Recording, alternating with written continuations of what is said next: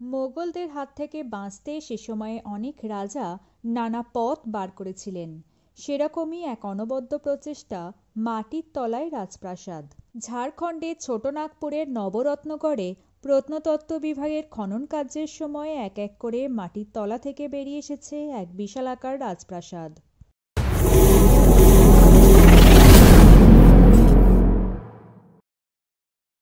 ঝাড়খণ্ডের গুমলা জেলার সিসাই ব্লকের নাগবংশীদের একটি অমোঘ ঐতিহ্য হল নবরত্নগড় দুর্গ, যা প্রতিষ্ঠা করেছিলেন নাগবংশী রাজা দুর্জন শাল।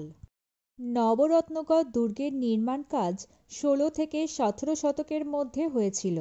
ঐতিহাসিক প্রমাণ অনুসারে প্রকৃতির কোলে নির্মিত দুর্গটি ছিল ৯ তলা এবং প্রতিটি তলায় ৯টি কক্ষ ছিল।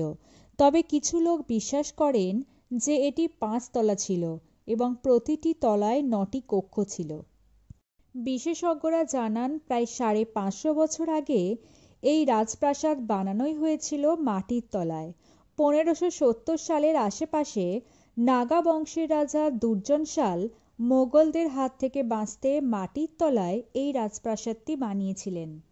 দুর্গ কমপ্লেক্সে রানীর বাসভবন, মঠ, মন্দির, গম্বুজ, পুকুর, স্কুল এবং নিরাপত্তার টাওয়ার এখনও বিদ্যমান। এমনকি যদি তার পরেও মোগলরা এই প্রাসাদের খোঁজ পেয়ে যায়, তাহলে রাজপ্রাসাদ থেকে একটি সুড়ঙ্গ তৈরি করা হয়েছিল।